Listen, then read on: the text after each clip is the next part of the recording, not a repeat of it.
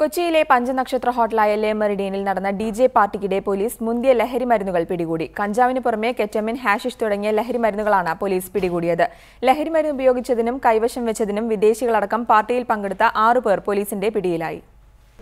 ഇന്നലെ രാത്രിയാണ് പഞ്ചനക്ഷത്ര ഹോട്ടലായ ലെ മെറിഡിയനിൽ സൈക്കോ വിസ്കി DJ നൈറ്റ് എന്ന നിശാ പാർട്ടി നടന്നത്. ഈ നിശാ പാർട്ടിയിൽ പങ്കെടുക്കാനായി 200ഓളം യുവതി-യുവാക്കൾ എത്തിയിരുന്നു. DJ പാർട്ടിക്കിടെ പോലീസ് നടത്തിയ റെയ്ഡിലാണ് ലഹരിമരുന്ന് പിടികൂടിയത്. നാടൻ കഞ്ചാവിന് പുറമെ മുന്തിയ മയക്കുമരുന്നുകളായ കെറ്റമിൻ, ഹാഷിഷ്, LSD തുടങ്ങിയവ പിടികൂടി. ഇതുപയോഗിച്ചതിന് റഷ്യൻ പൗരൻ മാർക്ലോ വാസ്ലി അടക്കം 6 പേർ പോലീസിന്റെ പിടിയിലായി. എക്സൈസ് ഇൻസ്പെക്ടർ സ്ഥലത്തെത്തി പരിശോധിച്ച് ഉറപ്പുവരുത്തിയ ശേഷമാണ് ഇവരിൽ നിന്ന് പിടിച്ചെടുത്ത് മുന്തിയ ലഹരിമരുന്നാണെന്ന് പോലീസിന് ഉറപ്പിക്കാൻ കഴിഞ്ഞത്.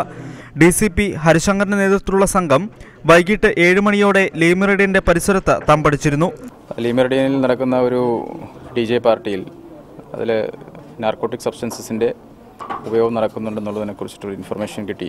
അതിൻ്റെ അടിസ്ഥാനത്തിൽ അത് കുറച്ച് നേരം മണിക്കൂറുകൾ നിരീക്ഷിച്ചതിന് ശേഷം അവിടെ കിട്ടിയ ഇൻഫർമേഷൻ ശരിയാണെന്ന് ഉറപ്പുവരുത്തിയതിന് ശേഷം പോലീസ് ഉള്ളിൽ കയറി സെർച്ച് ആൻഡ് റെയ്ഡ് നടത്തുമായിരുന്നു. ഫേസ്ബുക്ക്, വാട്സപ്പ് തുടങ്ങിയ നവമാധ്യമങ്ങളിലൂടെയായിരുന്നു DJ പാർട്ടിക്ക് പ്രചരണം നൽകിയിരുന്നത്. ഒരാളിൽ നിന്നും 2000 രൂപയാണ് ഫീസായി ഈടാക്കിയിരുന്നത്. പോലീസിന് ലഭിച്ച രഹസ്യ വിവരത്തിന്റെ അടിസ്ഥാനത്തിലായിരുന്നു പരിശോധന.